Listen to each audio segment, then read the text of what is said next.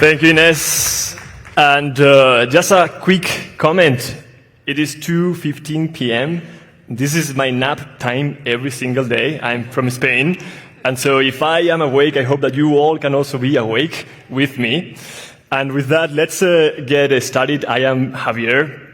And today I'm going to talk about transitions into management with a flavor of failures, with a flavor of mistakes, with a flavor of exceptions. Look at this for a second. Today, I'll do my best to try to save you from raising this wrong manager exception the next time that you plan the transition of a great engineer into management. And before we get into this whole catch block and the help call, let me briefly introduce myself. I'm Javier, born and raised in Spain, and this is my school.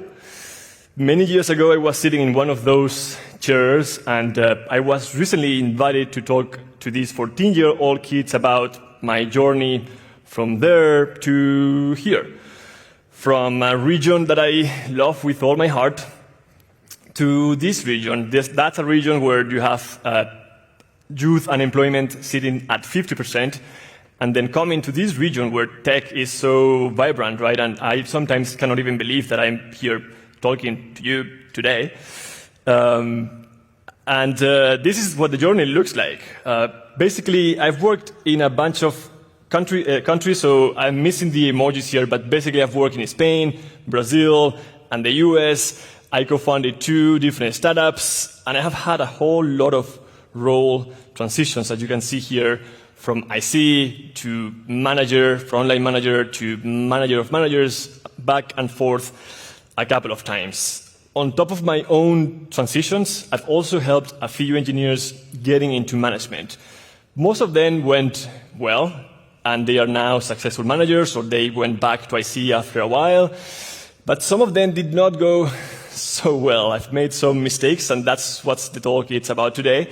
The traps and pitfalls when transitioning an engineer into management. So with that, let's get started. And we are going to look at this from 2 different angles. The first angle is the person.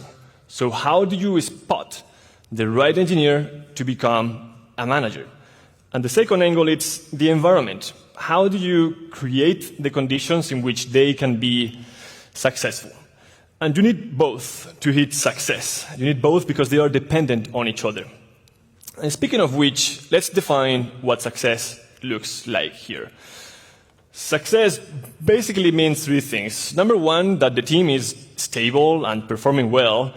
Number 2, that the manager is happy or kind of happy. It's like they're doing okay. Maybe not the happiest that they have ever been, but they're doing okay. And the third one is that they stick to it and they maintain these conditions for a long enough amount of time. This is not rocket science, right? Basically, the team doesn't suck and the manager doesn't hate their life. But what about time? What is a long enough amount of time? Let's have a few attempts. 6 months. Wrong. 9 months. Wrong. 1 year. Maybe right. It depends. But really, real success starts at the 2+ years mark. These have a lot of changes within the organization, and so they have to be confident that they can stick to it for that long amount of time. I'm a huge fan of the pendulum between the IC role and the manager role. I've done that trip myself a few times. But also I wanted to make something clear. If that pendulum moves too fast, then what you're really looking at, it is this sort of pendulum here. And that is not what you want. This will not bring success to the organization, okay? So now that we have success defined, let's dive into how do we reach it. And we'll start with the person. 3 things to look for in an engineer that will predict their success. Now, there are way more than 3 things that you have to look for, but I don't have time to cover them all today. And I am not even going to cover the most important, the absolute number 1, non-negotiable, non-controversial trait that any engineer needs to demonstrate before trying management. And I'm not covering that one because I'm assuming that everyone here knows what I'm talking about. Because you all know what I'm talking about, right? Well, some faces are not too convincing, so I will say it is people. They like people and they like working for people. And this is not a tip. This is a prescription. If you don't filter for this, you will certainly fail. And failure in these cases look like this here. You will think that you have the next Steve Jobs or Elon Musk because they are successful leaders anyways, but most likely every single time you'll have someone in the orange bucket. And so just remember, this happens almost every single time. So now that we know the boringly obvious, let's go to the non-so-obvious. Let me push some hot buttons. The first thing that you look for are doubts. You look for people who have doubts about becoming a manager. They have the right doubts and the right amount of doubts. So let's take a step back for a second and think from the point of view of an engineer. So you are a software engineer in the century that will be remembered by the internet, the mobile, the AI revolution. You built it. Your job is creative. Your job is artistic. Your job is also logical, and it's also analytical. It's kind of like a cool job. You are sort of like a digital artisan solving complex logical problems. That's very cool. It's true that sometimes you just, move a button 1 pixel up, or you fight the compiler for 24 hours. But, you get the point. It's a pretty cool job. You also have a lot of flexibility. You can work at any time you want. You can also work from wherever you want, unless you work at Apple. And you get also paid a ton of money. So you have the best job of the century. I truly believe that. And one of the best jobs in history. So how are you not going to have doubts about becoming a manager? If you are a competent software engineer, doubts are healthy. Now, the absence of doubts, it's almost fatal. Because some people get really obsessed with managing. They want to manage, they want to lead. They have no doubts. But you must ask them, why? Why do you want to manage? But not only why do you want to become a manager, also, why do you not want to be a great engineer? Because, management is a choice here. You can be a leader on the technical path as well. So you need to ask this question to make sure that you understand their reasons and to make sure that they will not become that type of manager. Someone who became a manager out of a desire to be at the top, because the straight line into management, that's the fastest way to get a lot of power. And so you need to filter out for those things, because those people are the ones who end up terrible at managing. Those are the ones who always want to be right, who micromanage, who make decisions just because I am the manager. And these are the people who do not treat people fairly, who do not recognize people often, who do not take the blame. You know at least one of these managers, and if you don't, you're very lucky, because these are real. And the thing is that they chase power, but masqueraded as leadership. Now, I don't believe that leadership is something that you can chase. Leadership has to happen as an unintended side effect of one's competence. And so what you are looking for instead, it is a version of this. And I hope that you have watched Game of Thrones, because if not, this will not make sense. But you're looking for an engineer, a very competent engineer who loves their craft, but whom at some point realizes that they possess the skills to be better at managing than anybody else among their peers. It is the highest leverage activity that they can do, and they will see a path to find joy working for people. And so you look for these people who have some doubts, they have some resistance, and then they overcome it. It's like a breakthrough. And when leadership happens this way, organically, from a place of competence and overcoming this resistance, that's when you maximize your chances of success.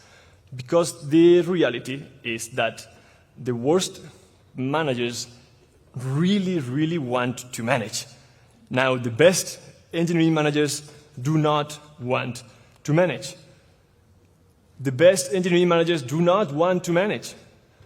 Now, they manage because they can, because it's needed of them, and because they find joy working for people. But the best managers do not want to manage, and they will almost forever question when they'll go back to an IC role. Might happen, might not, but they will question it. Okay, so that's point number one. Let's go to point number two. This is the growth mindset. So when you're looking for an engineer to become a manager, just not looking for an average engineer. These are great engineers. They're senior, oftentimes they're staff engineers. By this point of their career, they have achieved a high degree of mastery. And we humans obtain a lot of meaning and emotional fulfillment from mastery. You get pride, you get confidence, you get that feeling of like, I know what I'm doing. Well, guess what?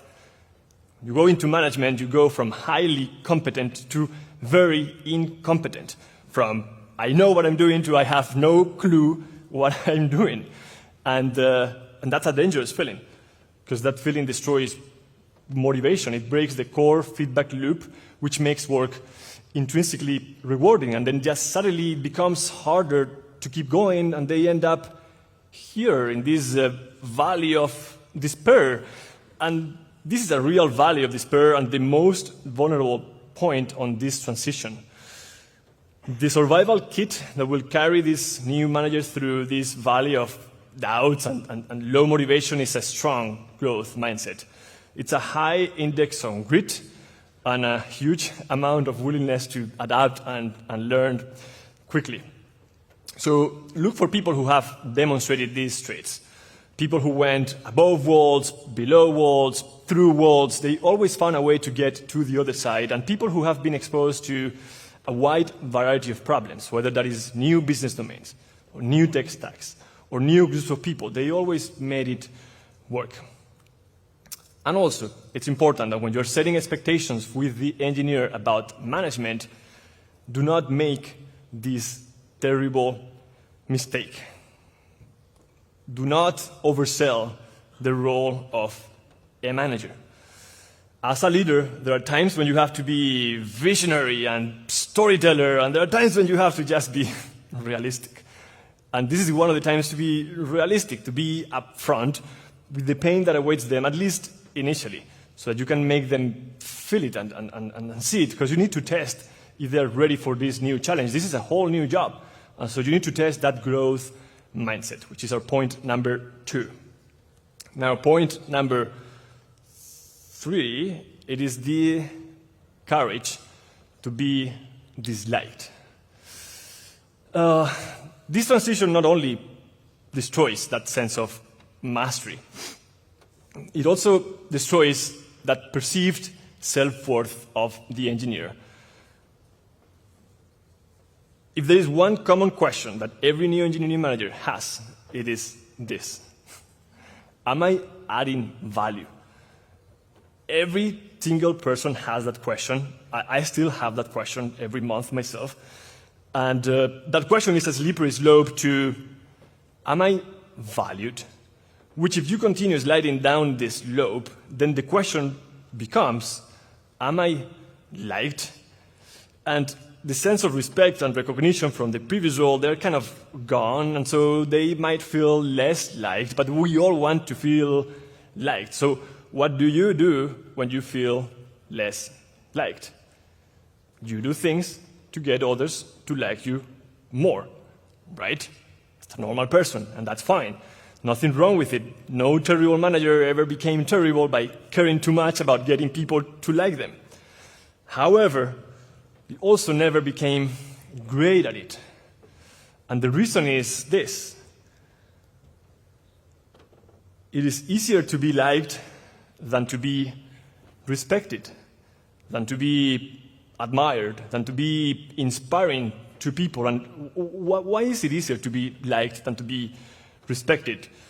Well, the reason is that the space between likability and respect, that's where all of the hard decisions and the hard conversations lie. And those are the things that drive 50% of the value of a manager.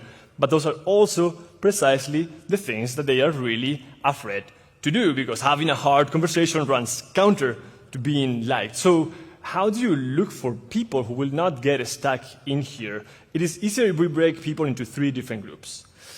Group number 1, they are fine being disliked. They're so fine that they do not care at all. They almost enjoy pissing people off. That's not your group. You should not have engineers in that group, okay?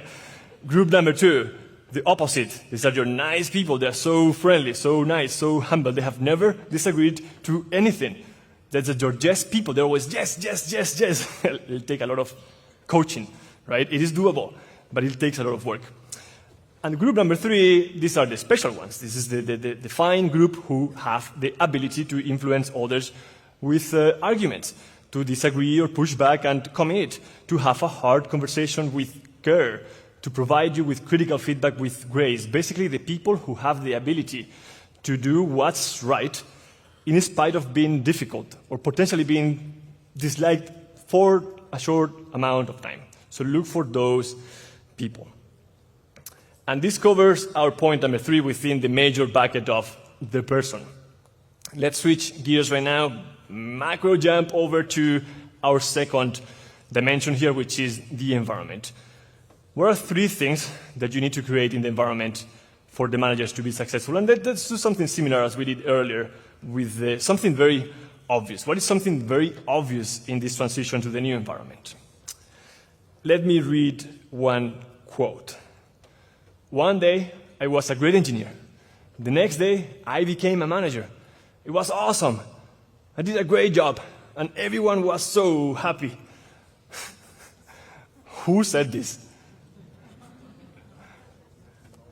Nobody said this ever. This thing never happens. You don't do 0 to 1 transitions into management. You let the engineer test the environment before you declare them formal managers. And you do so by letting them run end-to-end project management, or taking over the most junior teammate, or joining a calibration session. Do not do 0 to 1 transitions into management. This, again, is not a tip.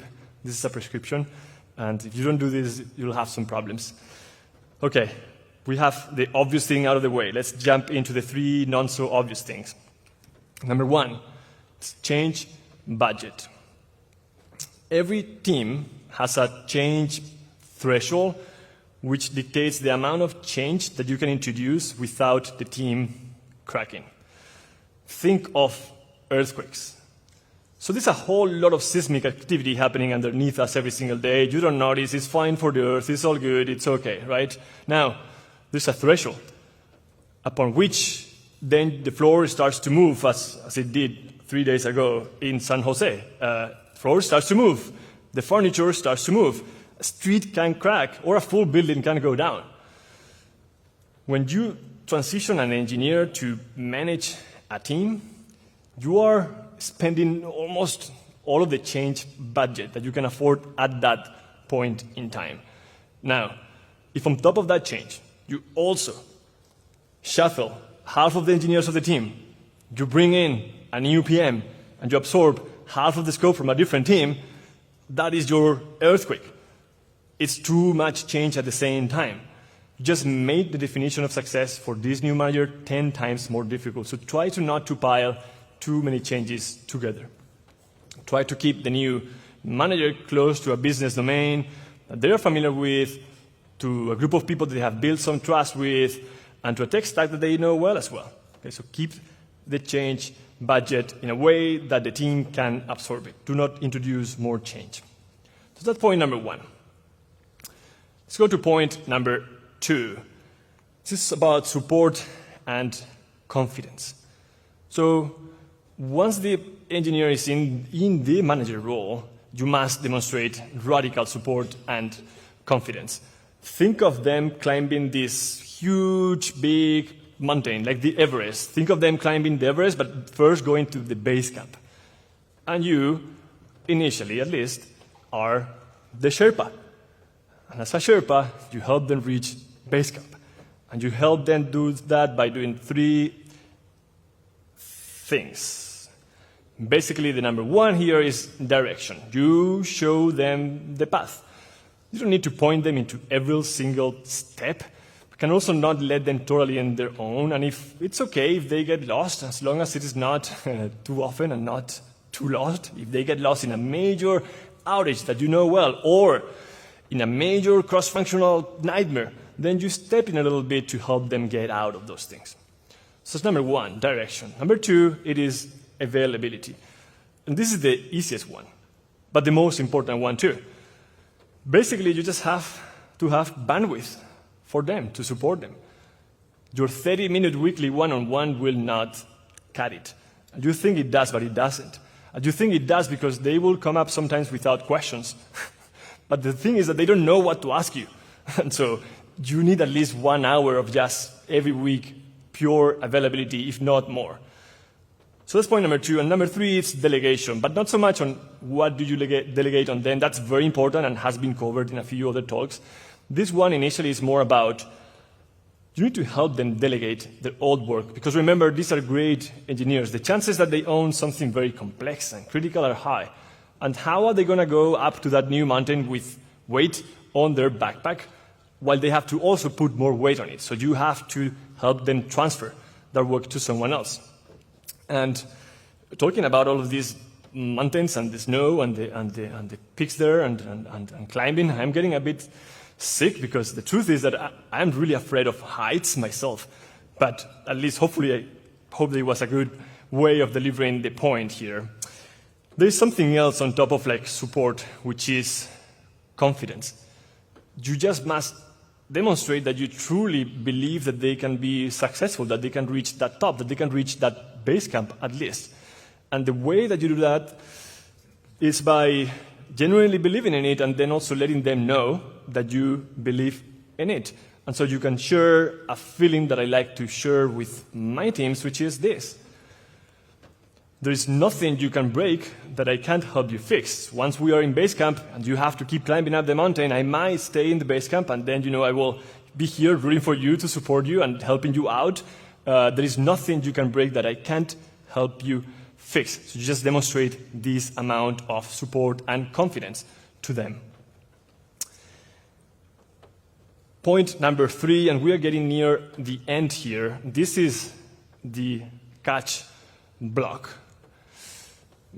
Sometimes you will notice that they'll reach a point in the mountain where if they keep climbing up, they might risk not being able to come back down safely.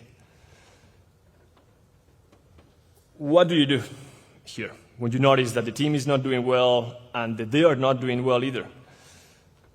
How do you help them out? Because remember that you promised that there is nothing they can break that you can't help them fix, right? That is true. But also, sometimes the only way that you can help someone out in these cases is by actually taking them out of the mountain altogether. If you wait for too long, if you postpone this for too long, you are risking some sort of like severe hypothermia. And the damage might be too bad, too severe, that maybe there is no way to bring them back to safety, which in practice, safety here means that you can bring them back to an IC role within your organization. And could be worse. I mean, it could have caused an avalanche and then the whole team is quitting. So your decisiveness is key to cut their losses and your own losses as well. And let me tell you, it'll be freaking hard to be decisive here because you have put a lot of work into it, they have put a lot of work into it too, and you really, really want to make it work.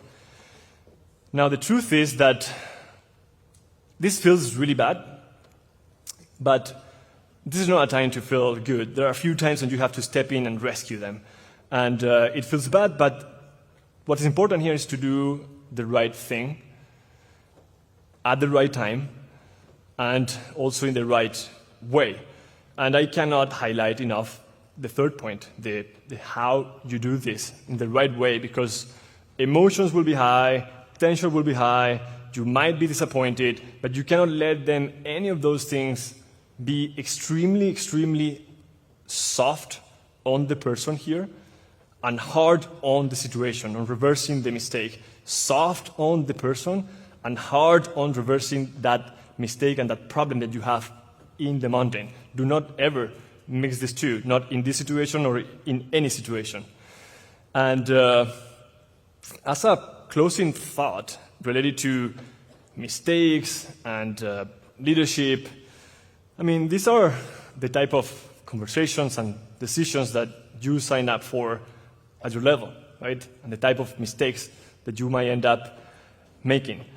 Now, if there's one thing that I have learned in this leadership journey, it is this.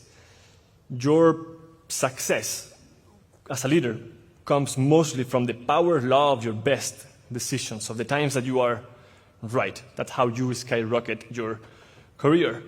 Now, your reputation comes mostly from how you deal with your bad decisions, with the times that you are wrong, the time that you just made a bad decision, you made a mistake.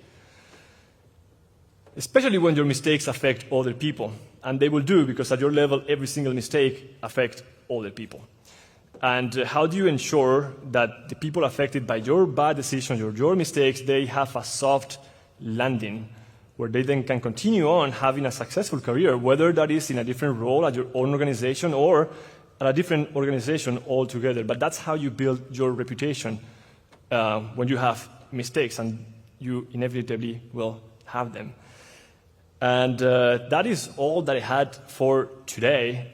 These are all of the takeaways from today. I mean, this is the slide where you take a photo, go to Twitter, post it there, dunk on me. No, that's a joke.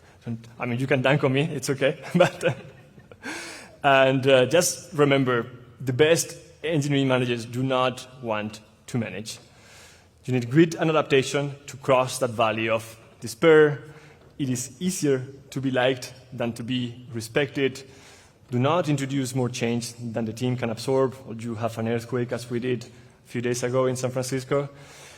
There is nothing you can break that I can't help you fix, and be always soft on the person, but hard on reversing the problems, reversing your mistakes. Thank you so much. That's all from me today. Such a great pleasure to be here. Thank you.